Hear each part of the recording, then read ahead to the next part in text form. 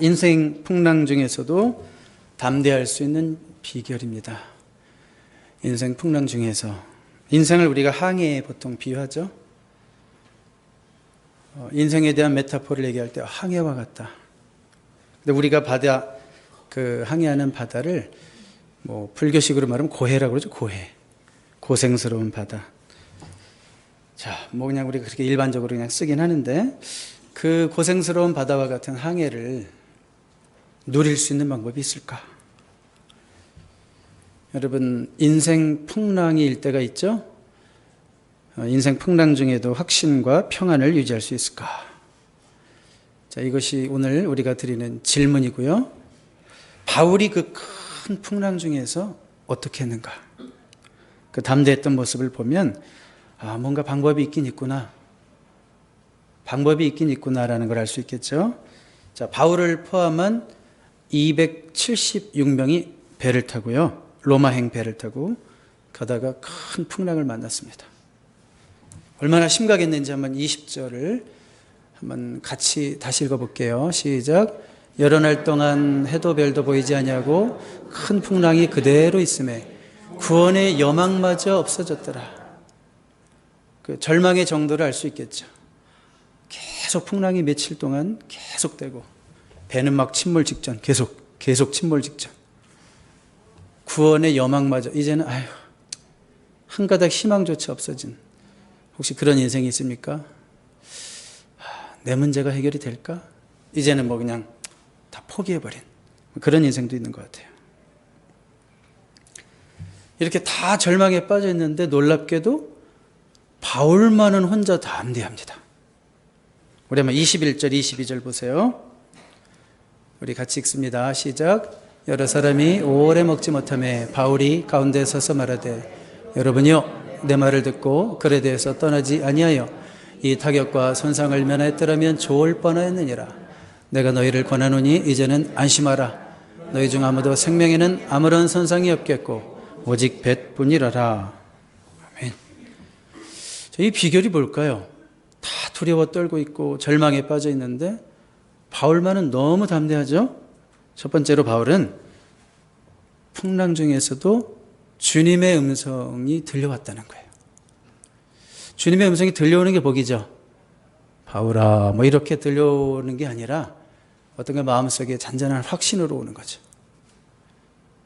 물론 귀에 들릴 수도 있어요. 어쩌다 평생 한두 번. 보편적인 경험은 아니고 뭔가 하나님께서 그 10년 가운데 주시는 확신이죠. 23절, 24절 어떤 음성이 들려왔는지 한번 읽어봅니다. 시작. 내가 속한 바 내가 섬기는 하나님의 사자가 어젯밤에 내 곁에 서서 말하되 바울아 두려워하지 말라. 내가 가이사 앞에 서야겠고 또 하나님께서 너와 함께 항해하는 자를 다 네게 주셨다 하였으니. 여러분, 주님의 음성을 들었다는 것은 바울이 풍랑 중에서도 뭔가 포기하지 않았다는 거예요. 기도를 포기하지 않았다는 거예요. 하나님과의 그 생생하고도 개인적인 교제의 시간을 포기하지 않았다는 거예요. 기도의 시간만은 놓을 수 없습니다. 여러분, 인생의 풍랑을 만나면 막 다 놓고 싶어요. 막 놓고 싶고 버리고 싶고 떠나고 싶고. 그렇죠? 그런데 기도의 시간만은 놓으면 안 되고 버리면 안 되고 그 자리를 떠나면 안 돼요. 기도는 생명줄이에요. 기도는 뭐라고요? 정말 그렇게 믿습니까? 성도의 삶에서 기도가 상실될 때 남는 것은 불안이요, 초조요, 염려요, 인간적인 그 절망적인 몸짓만 남는 거예요. 배에서 허둥대는 그 사람들을 생각해 봐요. 그 허둥대는 모습들. 기도가 없는 사람들의 전형적인 모습이겠죠? 기도한다는 것은 하나님께만 내가 시선을 두겠다라는 어떤 의지적 결심일 수도 있어요. 큰 풍랑이 일렁일 때 우리의 시선이 어디로 가는가? 그 풍랑을 자꾸 바라보다 보면 압도가 돼요. 두렵고 그 풍랑만 보면, 내 건강 상태만 보면 절망이고 내 경제적인 상태만 바라보면 절망이에요. 그렇지만 그 풍랑을 주관하시는 분, 풍랑을 없애주실 수 있는 그분에게 초점을 맞출 때 우리가 그 풍랑도 뚫고 나가게 될 줄로 믿습니다. 그러니까 기도한다는 것은 이렇게 주님을 나는 바라볼 거야, 그런 뜻이고, 주님의 음성 듣기를 사모하는 거예요. 뭐 기도한다고 항상 주님의 음성이 막 들려오진 않잖아요. 그렇지만 분명한 것은 난 주님의 음성을 들을래요 라는 그런 의지죠. 의지. 여러분, 우리 삶에 하나님의 인도하심이 있는 한, 주님의 음성이 들려오는 한 풍랑은 두려워할 것이 아니에요. 사실은 어떻게 보면 주님이 함께 하시기만 한다면 풍랑 때문에 더 인생의 어떤 그 발전이 있고요, 하나님을 생생하게 만나는 체험이 있고요, 또 인생이 그래서 더 신나는 모험이 될 수도 있어요. 잔잔한 바다는 별로 재미가 없죠. 래프팅 같은 거 타야지 재밌죠. 막 왜요? 죽지 않는다라는 확신이 있으니까 재밌는 거예요. 그 인생에 풍랑이 있지만 주님의 음성이 들려올 때, 주님과의 교제가 있을 때 오히려 풍랑이 있는 인생이기 때문에 더 신나는 모험일 수 있다는 거예요. 아멘입니까? 네. 그런 체험들을 하고 사시는 여러분 되실 수 있기를 바랍니다. 그리고요, 인생에 풍랑이 오잖아요. 성도만 돋보여요. 진짜 믿는 자만 돋보여요. 김영기 집사님 기도의 표현대로 예수 잘 믿는 사람이 진짜 돋보여요. 풍랑이 오면. 21절을 한번 다음 스크린 보세요. 21절에 보니까 바울이요, 여러 사람이 오래 먹지 못했으며 바울이 가운데 서서 말하되, 여러분들이요 내 말을 듣고 글에 대해서 떠나지 아니하여 타격과 손상을 면하였더라면 좋을 뻔했느니라. 내 말 들었어야지, 뭐 이런 얘기잖아요. You should have listened to me. 내 말 들었어야지. 갑자기 막 당당하지 않아요?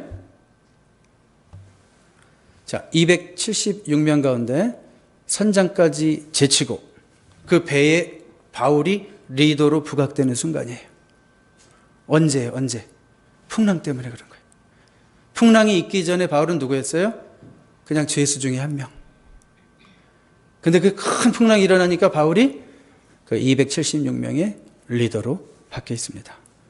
그리고 22절에 보니까 내가 너희를 권하노니 이제는 안심하라. 불안한 사람들한테, 두려워 떨고 있는 사람들한테 안심하라. 여러분, 나이가 좀 드신 분들은 한국의 그 가나안 농군학교라고 아시는 분도 있을 거예요. 오래전에 그 가나안 농군학교에 그 고 김용기 장로님, 김용기 장로님, 아주 훌륭하신 분이었죠. 그 박정희 대통령이 가나안 농군학교 갔다가 새마을운동을 시작했다는 일화도 있어요. 도전을 받고. 저 그 김용기 장로님이 아주 유명한 얘기가 있어요. 사무실에 가면 그게 아예 그냥 걸어놨대요. 뭐라고 써놨냐면 조국이여 안심하라. 조국이여 안심하래요. 뒤에 말이 뭐가 붙을까요? 내가 기도하고 있다. 여러분, 그렇게 말할 수 있겠어요? 불안에 떠는 아내에게 여보 안심해, 내가 기도하고 있어. 남편에게 여보 안심해, 내가 새벽마다 기도하고 있어요. 우리 자녀들에게 아이들아 걱정하지 마, 엄마가 기도하고 있어, 아빠가 기도하고 있어. 이런 모습 아니에요. 바울이 안심하십시오, 내가 기도하고 있습니다, 내가 주님의 음성을 들었습니다. 자, 그러므로 여러분들이 인생 가운데 풍랑을 만난다면 주님의 음성 듣기를 더 사모해야 돼요. 우리가 주님의 임재 가운데 있을 때는 풍랑조차도 우리를 어찌할 수 없어요. 오히려 풍랑 때문에 하나님의 살아계심을 경험하게 되고요, 더 나아가 풍랑 때문에 저와 당신을 하나님께서 또 좋은 자리로, 귀한 자리로 인도하셔요. 결과적으로. 그래서 바울이 풍랑 중에도 담대할 수 있었던 비결, 첫 번째가 뭐였어요? 주님의 음성을 들었다는 거예요. 주님의 음성 듣기를 사모하시기를 바랍니다. 두 번째로 바울이 풍랑 중에도 마음의 평안을 유지할 수 있었던, 그 담대할 수 있었던 비결은 자신의 사명을 재확인했기 때문이에요. 뭐라고 그랬어요? 자신의 사명을 재확인했기 때문이에요. 세 분이 멍 때리고 있다가 당황했는데 뭐라고 그랬어요? 그러면 자, 자신의 사명을 재확인했기 때문에 담대할 수 있었다는 거예요. 무슨 얘기인가 한번 24절을 볼까요? 같이 읽어봐요. 시작. 바울아 두려워하지 말라. 내가 가이사 앞에 서야겠고 또 하나님께서 너와 함께 항해하는 자를 다 내게 주셨다 하였으니. 바울이 풍랑 중에서 자신의 사명, 자신의 존재 이유를 확인하고 있는 순간이에요. 여러분, 누구 앞에 서야 한다고요? 가이사 앞에 설 거다. 가이사는 어디 황제예요? 로마의 황제니까. 그러니까 너는 로마에 가서도 복음을 전할 것이다. 약 이 사건이 있기 2년 전에 이미 주님이 약속으로 주신 말씀이었어요. 다음 스크린 볼까요? 사도행전 23장 11절 우리 같이 읽습니다. 시작. 그날 밤에 주께서 바울 곁에 서서 이르시되 담대하라. 내가 예루살렘에서 나의 일을 증언한 것 같이 로마에서도 증언하여야 하리라 하시니라. 2년 전에 이미 이런 약속의 말씀을 주시고 풍랑 중에서 한 2년이 지난 시점에서 바울의 사명을 재확인시켜주고 있어요. 어떤 상황에서 사명이 확인되고 있다고요? 풍랑 중에서. 굉장히 중요하죠. 여러분 인생의 풍랑을 당한 시기, 고난의 시간, 그 시간들은 우리의 사명이 재확인돼야 하는 시간이에요. 우리의 믿음을 다시 회복해야 되는 시간이에요. 주님께 드렸던 약속을 다시 기억해야 하는 시간이고, 주님께 들었던 그 확신의 음성을 다시 생각해야 하는 시간이에요. 언제가요? 풍랑 중에. 이놈의 풍랑은 언제나 없어지나. 이놈은 내 팔자가 왜 이래. 막 이런 얘기만 하지 말고, 하나님께서 나에게 뭘 원하시는 걸까? 왜 이렇게 풍랑이 길까? 우리 저 백성들이 당했던 것처럼 구원의 여망마저 없어졌던, 계속 풍랑이 계속되는 그 순간에는 과연 내가 내 사명을 재점검하고 있는가? 우리 자신들을 돌아봐야 되는 겁니다. 늙어서 열매 맺지 못하는 사과나무가 있었대요. 과수원을 해보신 분들은 뭐 아시겠지만, 그런데요, 이 주인이, 사과나무 주인이 이상한 일을 했어요. 이 열매를 못 맺으니까 화가 났는지 어쨌는지 모르겠어요. 못을요, 녹슨 못을, 필요 없는 못을 8개를 박아버렸어요. 나무에다가 팍 박아버렸어요. 그 열매 맺지 못하고 이제 지나고 나서. 그런데 못 박힌 그 나무가 이듬해 가을에 기적이 일어났어요. 엄청난 열매를 맺었대요. 유례 없는. 농부가 설명하기를, 얘가 녹슨 못을 박으니까 나무가 충격을 받아서 자기가 해야 할 일을 기억한 거래요. 자기가 해야 할 일을 기억한 거래요. 우리 삶에 못이 박히는 것과 같은 아픈 시간들은 우리의 사명을 일깨우라고 하는, 네가 해야 할 일이 뭔지 다시 정신 차리라고 하는 하나님의 충격 요법일 수 있다는 거예요. 자, 포인트는 분명해요. 마땅히 감당해야 할 우리의 사명이 회복될 때 풍랑이 물러간다. 혹은 풍랑도 문제될 게 없다. 우리의 사명만 분명해질 수 있다면 풍랑은 물러가고 풍랑도 문제될 것이 없다. 자, 바울에게는 로마에 가서 복음을 전하는 사명만 있었던 것은 아닙니다. 풍랑 중에서 당장 바울에게 주어진 사명도 있었어요. 24절 다시 볼까요? 바울아, 두려워하지 말라. 내가 가이사 앞에 서야겠고, 또 하나님께서 너와 함께 항해하는 자를 다 내게 주셨다 하였으니. 당장 주어진 사명은 뭔가 하면, 물론 롱텀 플랜으로 보면 이제 로마에 가야 되겠지만, 지금 네가 이 배에 있는 동안 275명은 네 손에 있다, 이게요. 네가 그들을 돌봐야 되고, 그들을 위로해야 되고, 그들에게 방향을 제시하고, 그들에게 나를 믿게 하는 것이 네 사명이다. 자, 이렇게 말씀하시는 거죠. 자, 바울은 보세요. 풍랑에 지배당하는 인생이 아니에요. 사명에 이끌림받는 인생이에요. 여러분, 어떤 인생입니까? 뭔가 우리 인생을 이끌어가는데, 풍랑이 우리 인생을 이끌어간다면 우린 거기에 지배당할 거예요. 풍랑에 쓰러질 거예요. 그렇지만 바울을 이끌어가는 것은, 바울을 지배하는 것은 풍랑이 아니라 바울의 사명입니다. 사명에 붙들려 사는 거예요. 그러니까 풍랑이 있는데도 신경 안 쓴다는 거예요. 이게 내 사명이 있기 때문에. 자, 매 순간 여러분들의 사명을 발견하실 수 있기 바랍니다. 나의 주변에서 일어나는 사건들, 크고 작은 사건들은 우연이 없어요. 내가 분명 거기서 해야 할 일이 있어요. 왜 이런 일들이 일어났을까? 왜 우리 가정에 이런 일이 생겼을까? 왜 직장에 이런 일이 터졌을까? 왜 교회에 누가 이렇게 어려움을 당하고 있을까? 이런 모든 일에는 우연이 있다 없다? 없어요. 그 가운데서 여러분들의 사명을 발견하는 인생 되시기를 바랍니다. 사명에 집중할 때 풍랑이 물러가고 풍랑이 무시되는 인생을 살 수 있어요. 항상 관점이에요, 여러분. 우리가 시선이라는 말로 요즘 자주 표현하고 있지만 항상 신앙생활은 관점이에요. 어떤 퍼스펙티브를 갖느냐에 따라서 똑같은 인생을 살면서도 어떤 인생은 풍랑에 휩쓸려서 죽어가고 어떤 인생은 그 풍랑도 뚫고 가는 그런 담대한 인생이 되는 거예요.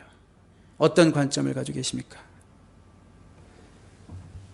오늘 29절의 말씀을 가지고 말씀의 결론을 내리려고 하는데요. 27절, 28절부터 그냥 한번 쭉 읽어볼게요. 사도행전 27장, 27절, 28절, 29절 다 같이 읽습니다. 시작. 10나흘째 되는 날 밤에 우리가 아드리아 바다에서 이리저리 쫓겨가다가 자정쯤 되어 사공들이 어느 육지에 가까워지는 줄을 짐작하고 물을 재어보니 20길이 되고 조금 가다가 다시 되니 15길이라 암초에 걸릴까요? 고물로 닷넷을 내리고 날이 새기를 고대하니라. 여러분, 뭘 내렸다고 그랬어요? 배에서 한번 닷을 내려봤어요? 그냥 곡괭이 같이 생긴 거를 어딘가 안전한 데다 걸어놓는 거죠. 바다에다 던지든지 항구 근처에 던지든지. 자, 닷넷을 내려서 안전한 데다가 탁 걸었어요. 그럼 배는 이제 움직이지 않아요. 무슨 얘기일까요? 인생의 풍랑을 만났으면 오히려 차분해야 된다는 거예요. 안전한 곳에 닻을 내리고 있는 자리에서 조용히 기다리는 거예요. 그들은 날이 새기를 고대했어요. 밤에 아무것도 보이지 않는데 허둥대면서 배 위에서 왔다 갔다 하고 막 허둥대고 어쩔 줄 몰라가지고 당황하고 막 구글 서치하고 말이야. 그러지 말라는 거죠. 그러다 보면 배가 뒤집어져요. 이건 제가 항해 전문가한테 들은 얘기인데 배가 흔들릴 때 일어나서 난리 떨면 배가 뒤집어질 확률이 훨씬 높대요. 여러분, 인생의 풍랑일 때는 안전한 곳에 닻을 내리고 기다리면서 잠잠해야 됩니다. 기다리면서 기도해야 됩니다. 당황해가지고 그냥 급해가지고 어쩔 줄 몰라가지고 이것도 버리고 저것도 버리고 떠난다 그러고 다 집어친다 그러고 사람 안 만날 거라 그러고 이사 간다 그러고 타주로 도망갈 거라 그러고 그런 사람 꼭 나중에 뭐예요? 나중에 풍랑이 지나간 다음에 괜히 버렸네. 괜히 그 말했네. 아까워라. 후회하죠. 인생의 풍랑이 있을수록 차분하게 견고한 바위 되시는 안전한 우리 주님에게 닻을 내려서 꽉 붙들어 매고 기다리면서 기도하면서 내 사명이 무엇인지 다시 확인해보고 하나님이 지금 이 순간 나에게 뭘 원하시는지 한번 다시 점검해보고 날이 셀 때까지 그 풍랑이 지나갈 때까지 기다릴 수 있는 저와 여러분 될 수 있기를 주님의 이름으로 축복합니다.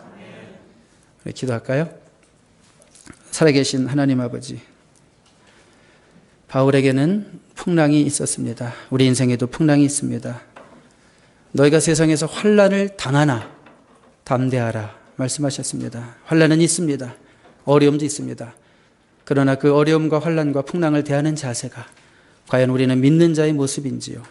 그 가운데서도 주님의 음성을 듣고 사명을 확인함으로 담대할 수 있는 우리가 되기를 원합니다. 허둥대지 말고 방황하지 말고 왔다 갔다 하지 말고 우리 인생 급하게 뒤집어 엎지 말고 그 풍랑이 끝날 때까지 영혼의 닻을 견고한 반석 되시는 주님께 꽉 붙들어 매고 사명을 다시 재확인하며 잠잠히 기다릴 수 있는 주님의 응답을 받을 수 있는 하나님의 귀한 백성들로 우리 모두를 세워 주시옵소서. 예수님의 이름으로 기도드립니다. 아멘.